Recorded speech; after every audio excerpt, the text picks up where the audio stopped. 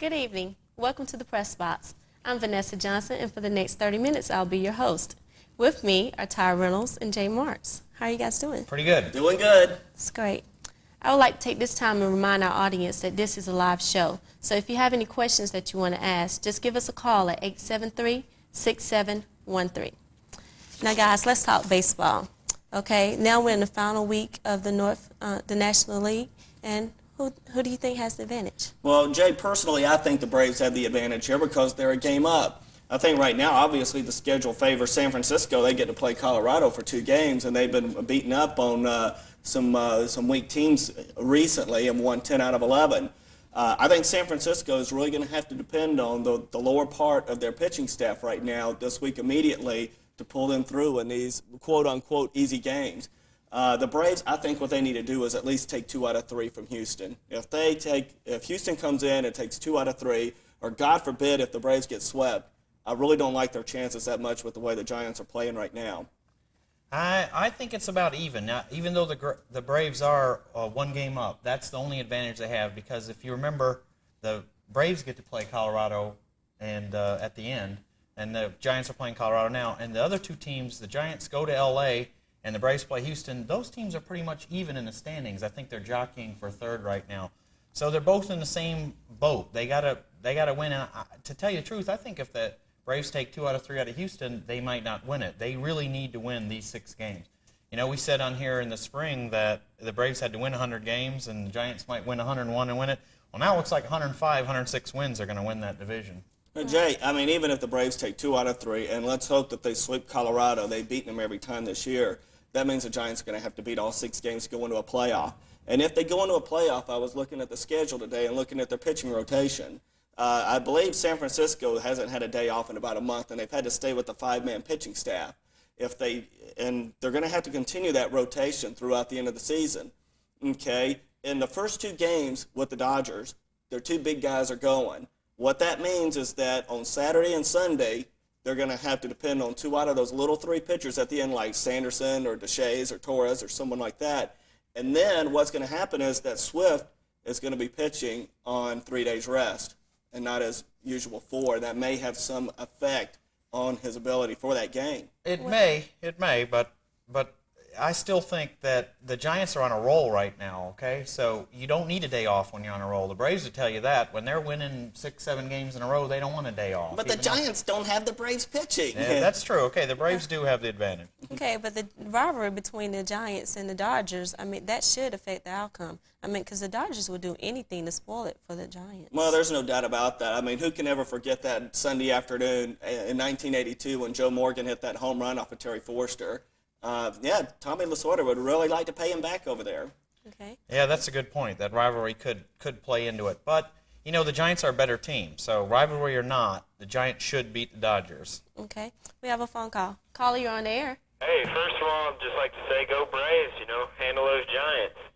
But I don't know if you guys are big Chicago Bears fans, but I'm a big Bear fan here in Atlanta to go to the NFL here, and I was just wondering, I'm going to give y'all kind of an amazing, crazy fact I heard yesterday, which I just couldn't believe. And, I mean, it's the wildest thing I've ever heard. In the last 5 years, Bears have played 90 regular season games, right? 16 a year. Okay. And in the last 90 games, they've gone 55 and 35. Now, in the same weeks, the 55 times the Bears have won, the Dow Jones has gone up that week. And the 35 times they've lost, it's gone down. Now, I know there may be no correlation, but I'm a betting man. And I tell you, if I see that Dow Jones up this week, I'm betting on the Bears. I mean, does that say something about democracy or what? Hey, if that's the case, boy, I want the Bears to win this. Yeah, me too. I thought I was on the press box. I might be on the Wall Street Report now. I'm real confused. But anyway, to answer your question or your call, I'd bet on the Bears anyway. They're playing the Falcons. It's only a 3-point game. For the week. All right, well, thank you. Yeah, Right, thanks Thanks for for the the call. call. Okay, back to the Braves. Okay, baseball. Who do you think will be the manager of the year? Well, Jay, I think looking at it, there's 3 guys you can look at. I think it's Baker at San Francisco, Alou at Montreal, and Fergosi at Philadelphia. Personally, I really like the consistency that Philadelphia has had this year. and I would go with Fregosi. Well, I think it's Dusty Baker. Win or lose, the Giants that's an incredible turnaround to get down in the doldrums, to hang your head and realize that you've blown it. And it took an incredible manager to pull them out of it and to get them back on track. We were all laughing 2 weeks ago saying, this is over, the Braves have got it, it's over. And they came back, and they're not that experienced with a pennant chase like that. And Dusty Baker being in his first year, he didn't panic. He didn't make any moves. That's just my opinion. I think Dusty Baker's done the best job in the National League this year. Although Philadelphia was somewhat of a bad team last year, let's not forget that either. We know that how San Francisco came up because they're in our division, but Philadelphia was a bad ball club last year. But if you look at how Philadelphia's won, they put these weirdos on the field and knock the crap out of the ball. So what kind of managing do you do there? He hasn't really had to pull strings and fill in for injured players and stuff like that, like Baker has had to do around Will Clark and his pitching staff and stuff like that. I just think there's been more managing out on the left coast than there has been in Philadelphia. What, you mean to say that San Francisco doesn't have their own guys that are having career years like Willie McGee and Robbie Thompson, and to sit there and stick these dead arms out there like Jim DeShays and Scott Sanderson and get wins out of them down the stretch? Well, and also for the ownership to throw in a cool $40 million to get Barry to come out there. That helped. Yeah, that can help any manager a little bit. Well, go ahead. No, I was done. Go ahead. Well, I just think that there's been more managing done in San Francisco because of the pennant race. It only got close there for a week for Philadelphia, and then there had to be a few moves made in a game. But basically, Philadelphia coasted all year long, and Fergosi's done a good job. You're right, but I just think Baker's done a little more managing. Okay. Okay, what about the Cy Young? Do you think a Brave will win the Cy Young? I think it comes down to who's going to win the National League West. I think if the Giants win it, Bill Swift is going to get the award. If the Braves get it, it's going to be Tom Glavine or Greg Maddux. I think it's going to be Greg Maddux. I think this guy he's been so dependable and so reliable. John Smoltz has been a little shaky at times, even though he's got a good record. Steve Avery's got a very good record this year with 17 wins. Tom Glavine's a 20-game winner again. But when Greg Maddux has been pitching down the stretch, when you needed that key win up in Montreal, he was there. Well, I think that if Maddux wins tonight and does something like pitch a shutout, he's probably got the inside track. I don't think Swift or Burkett will win it, period. The Giants kind of faltered. They faltered when they needed them most. The Braves, both Glavine and Maddux, when they needed him most, turned it up a notch. And I think as far as Maddux or Glavine, it should go to Glavine. He's just showed that he's the best pitcher in the National League this year. Okay, we have a phone call. Caller, you're on the air. Yeah, how you doing? All right. I want to know, I have two comments. I have a comment first and a question. Comment first is, if the Braves lose for the third time in the World Series, will they move to Buffalo and become the Buffalo Braves? And here's a question, how do you think the Braves would do in the signing of McGriff? They'll go after him, or you know what? All right, do you want to take it? Well, I think they're going to want to keep Fred McGriff. I think that having 30 home run hitters or 35 home run hitters is a lot better than having two of them. You have some young players down in the minor leagues like a Ryan Klesko, a Tony Tarasco, and you'd like to make room for these guys. But I think Fred McGriff is worth the money, and he showed it this year. He's about a $4 million man a year, something like that. Personally, I would keep him.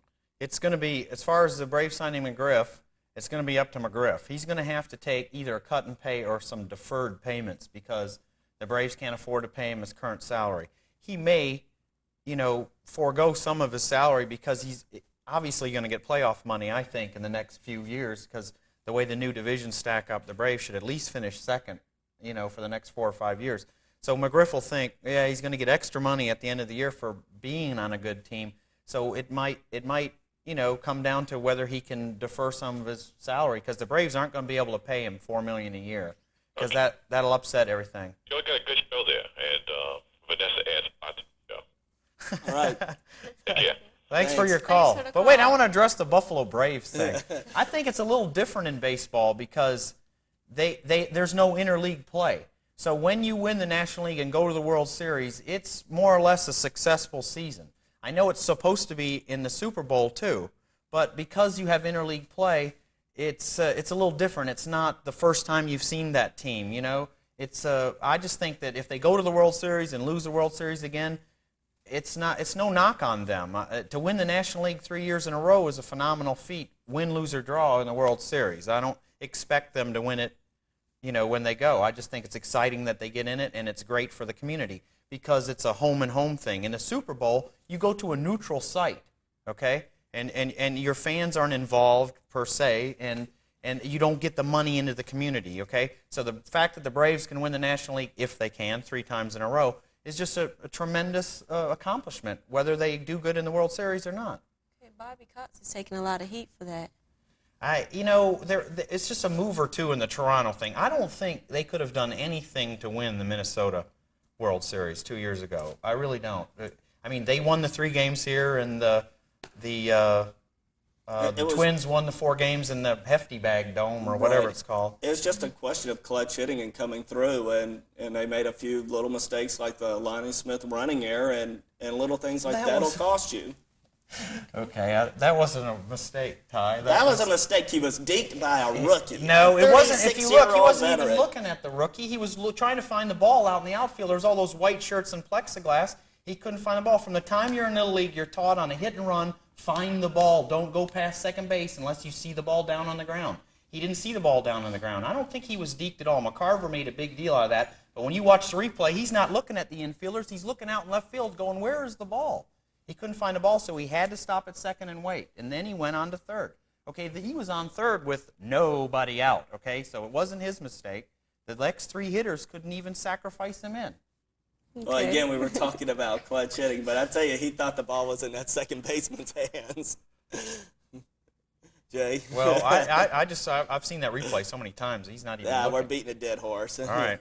Do you think Dion will find his way back in the lineup by the end of the season? I don't think so, not by the end of the season, unless there's an injury. I think the team has been playing so well right now with having Nixon in the lineup, and when Dion was hurt, that there's no reason for Bobby Cox to want to change anything up to generate any controversy. He just wants to keep that lineup consistent and wants to keep winning. Although in the playoffs and in the World Series, if the Braves get there, I think that Dion would be a very key critical man because his batting average with men in scoring position is around 400. Yeah, I think Dion knows he can't get back in the lineup because he has adjusted very well to coming off the bench. I think their hottest pinch hitter now. He's like 12 for 26 or something. And he knows that if he can do that in the playoffs and the World Series, he'll get the same notoriety. If he gets a clutch like pinch hit homer, it doesn't matter if he started the game. He's going to be the hero of the game. And we all know how he can come through when he's on national TV. He's shown time and time again, you put him on national TV, he's going to do something great. But he can't get back in the lineup, like Ty said. It's just too consistent right now. Okay, we have a phone call. Caller, you're on the air. Hello, I have a comment for the gentleman. Okay. You guys were talking about the Lonnie Smith incident. Yeah. The World Series. Don't you think you're beating a dead horse there, fellas? Yeah. We just said so. Yeah, we That's just why we said changed so. the topic. Oh, okay. All right. Well, then what about... One of my other questions was, can a major league team move, for instance, would Atlanta actually move to Buffalo? No. There's too much of a TV revenue here. They used to be the only team in the Southeast, and Miami's pretty far away.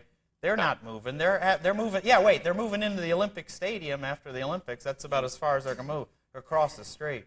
But do you think if they had to move, that a move to Buffalo would be wise? No.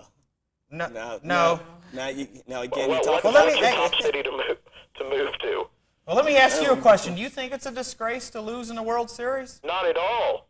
Then they don't need to move. I think you get to the World Series, you're there, you play as good as you can, you play the games, you roll with the punches, and you know you take what comes. That's all there is to it. That's the way you play the game. Okay. All right. Thanks for for the the call. call. Thank you for calling. Okay. Talk about beating a dead horse. Yeah. Well, he had to go to his phone, so he missed the little segment where you said we're beating a dead horse, even though you're wrong about the play. Okay, let's move on. In the NFL, are the Falcons the worst team? I don't know if they're the worst team, but I know one thing. That's the worst defense. This defense has given up 36.5 points a game. That is by far the worst. The only other team that's close to that is Tampa. They're giving up a little over 32, and then giving up just a little under 30 is Seattle. Or not Seattle, New England, excuse me. that is a bad defensive ball club. But you can't pinpoint all the blame on the defense here, because one of our pet peeves, and Jay will agree with this because he says it all the time, is that we don't have a consistent running game here, and you cannot hold on to the ball. And when you give the other team out there more opportunities to work on your defense gets tired at the end of the game. You give up a whole lot of points. Yeah, and I went to the game last night, and, the defense, to me, looked better than they had in the first 3 games, but their offense scored 3 points. I know it was 17-17 at one time, I think, but they ran back a kickoff and they ran in a fumble, and their offense didn't do anything. And we sat here last week, I know you weren't here, but we discussed Bobby Hebert, and I said he was doing good because he was familiar with the Saints, and then he was familiar with the 49ers. And then they put him in against the Steelers, or he started the game and played half the game. And you could see that he just didn't have it. Did you see the game last night? Right, I was there. I was on the sideline. Jeff and I were on the sideline last night. What amazes me is that this team really got whipped on the line of scrimmage. And you look at this. You have a couple of All-Pros. You got Mike Ken and Chris Hinton out there. And then there's Jamie Dukes. You got 2 first-round draft picks, Lincoln Kennedy and Bob Whitfield. And here it is. This is supposed to be a very talented line, and they're getting pushed around. And I really think that the Falcons have a big problem here, because no one with that type of talent should have problems like that offensively, especially at home. Okay, we have a phone call. Caller, you're on the air. Yeah, you just were talking about the Braves, going to a 3rd World Series and losing, and that not being a disgrace and what have you. If they go to the 3rd World Series and lose. Right. And, I totally agree with you, but I'm wondering where you get off, harping on the Bills for losing in 3 straight Super Bowls. What's the real difference there? We didn't harp on that. The first caller harped on that. Yeah, the first caller harped on it. I just mentioned the fact of the interleague play, and it's a little different in a Super Bowl because you do play the other league during the course of the season, and then the other major difference is you're playing in a neutral site, which does.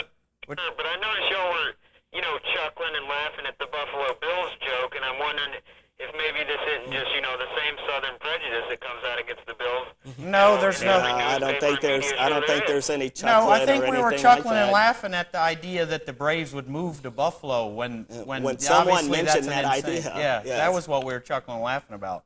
The Bills are a good team, and they showed it by going to the Super Bowl 3 years in a row. Hey, look at it. I mean, we But have the Falcons here. if I could, I want to get back to what Ty was saying about the Falcons' offensive line.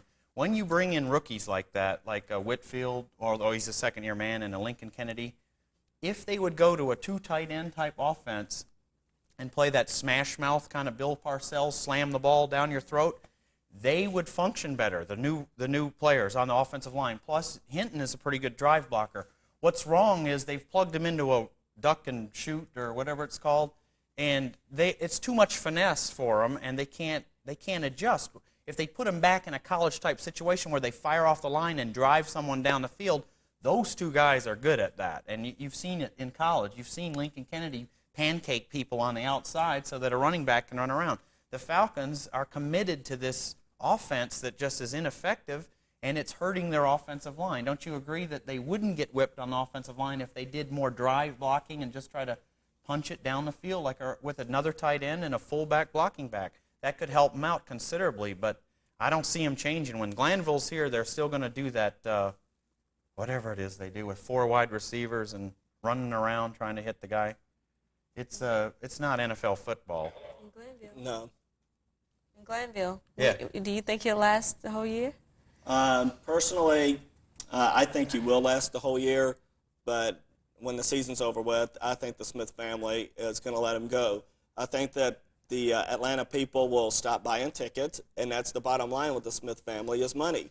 They've shelled out just millions of dollars for defensive players to try and rebuild that team, and it really hasn't worked out, and they know that a change needs to be made. The people in the know in the NFL know that Glanville needs to move on. He's not right for this, and he's not doing the job. However, like Ty said, the Falcons' upper management will probably retain him through their year because they've made so many bad management decisions. This will just be another one. Because if you think about it, Ty, they could get Marion Campbell for $150,000, and he could coach the team again for the rest of the year until they worked on another guy like Ditka. Bring that guy in here. Okay, we have a phone call. Caller, you're on the air. Ditka. Oh, my God. Good idea. Hi. I like the show, and I just wanted to say that I heard the wake for the Falcons is going to be at Jackson Jills. Where's the funeral for the Yellow Jackets going to be? I'll tell you what, that's going to be down there at Doak Campbell. But I'll tell you what, that would be a graveyard for a lot of teams. Thanks for your call. Thanks for your call. I don't know if it's Tech's played pretty good. I really thought they'd get blown out in Clemson because of what Florida State did to them down there. To go in there and play a tough game like that, that's pretty good. I think we talked about what they did wrong in Virginia, and they played real tentative and tried not to lose a game. They did not do that. They made the adjustments, went into Clemson, and played a tough game.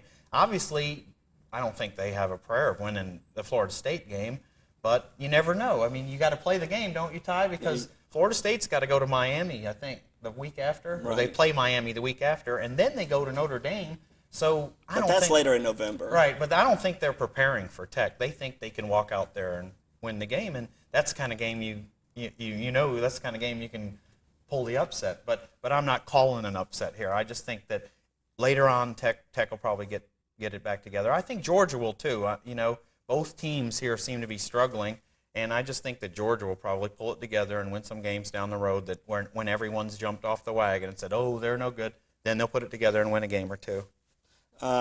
Getting back to this Tech thing, Jay, personally, Florida State, I think, remembers that game in Grantfield last year, and it was tight, and they almost got beat, and you had a lot of Tech people say, well, we should have beaten Florida State. I think that's ringing in the back of their minds, and I can assure you Bobby Bowden and Mickey Andrews and all those assistants down there are telling those players, hey, this team thinks that they were better than you last year. Let's go out and show them. I don't think they're going to overlook them. It's a different team, though. They've changed the team so much, whereas Florida State's, you're right, they're the same. There might be a little of that, but, when you look at the films and the scouting reports, they're going to see that Tech's not as strong as they were last year. And the coaches can tell them what they want. I just don't think the players are going to get sky high for that game. Okay. Has Donnie Davis been a disappointment? Donnie Davis, I thought was really tentative in his first game. But then to go out there, and I think he performed pretty well at Death Valley last week. He was something like 16 to 28, threw for almost 200 yards, threw a touchdown pass. He just made that one mistake, and that really hurt his team. But that's going to come with the young quarterback, and you just have to learn from these things, and he's going to get better. I don't think there's any doubt about it. I think he showed a lot of improvement from the Virginia game.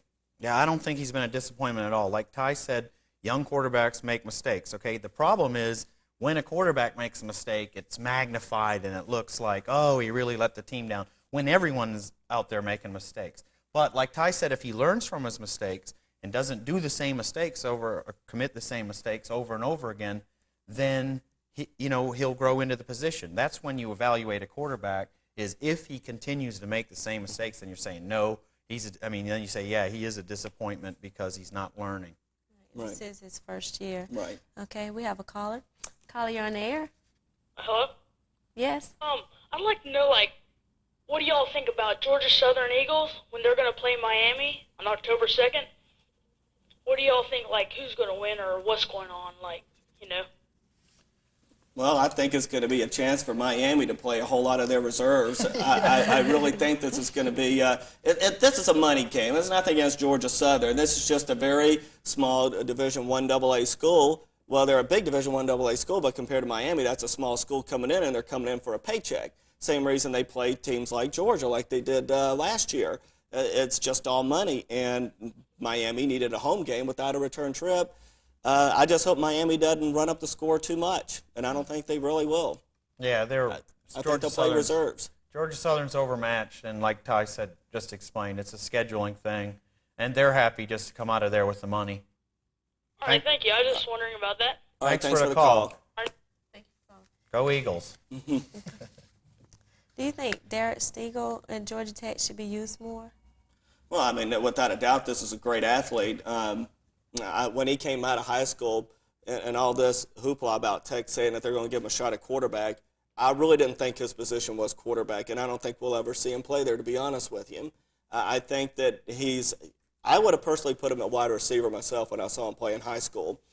And that's where Georgia Tech has put him. Yeah, you want to get the ball to him because he's dangerous. That's one of the fastest men in America, if not the fastest. I think Lewis alluded to this after the game and said that they did try to get the ball to him more, but there was a couple of breakdowns on the plays they had called for him. So if you got a pass play called for Stiegel and then the pass protection breaks down and the quarterback has to scramble or throw the ball away, then the fans say, oh, they need to throw the ball to Stiegel, where the offensive coordinator in the huddle, they know we've been calling plays for that, but we can't get him the ball. So they'll figure out ways to get the ball to him more. I think they're trying to use him as best they can, and they'll continue to. Okay. We have a phone call. Caller, you're on the air. Hey, press box. Hey. Hi. Hey, talk to me, guys. What about the old Braves golf game?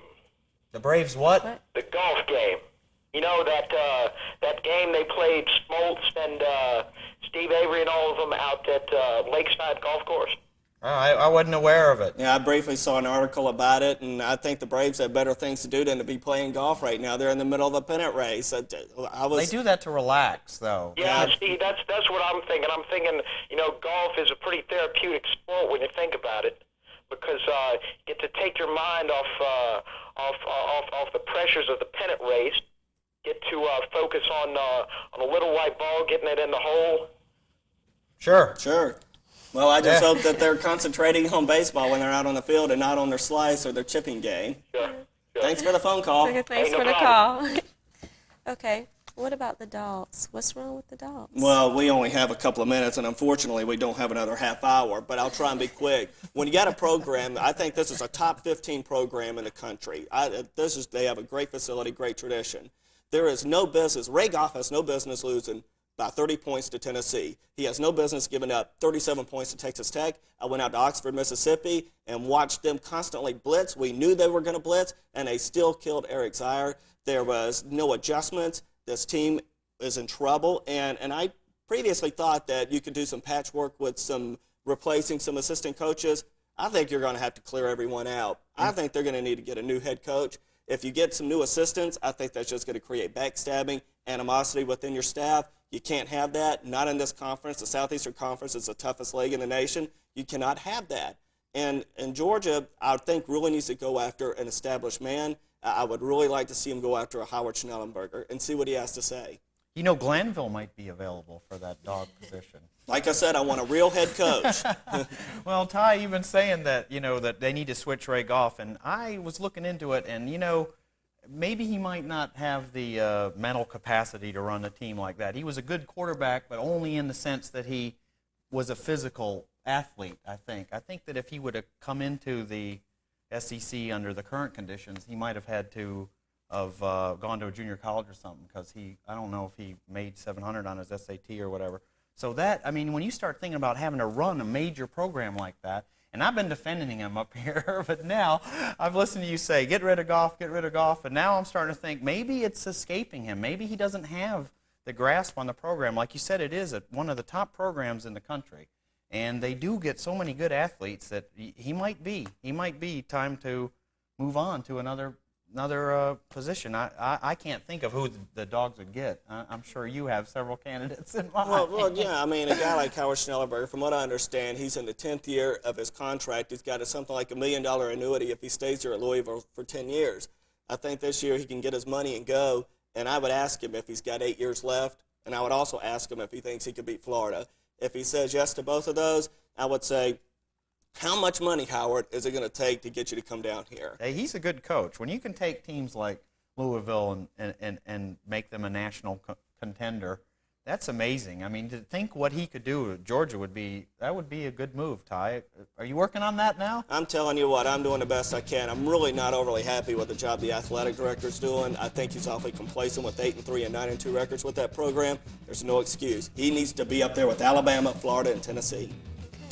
I'd like to thank you guys and thank our callers and viewers. And make sure you join us next week, same time, same channel.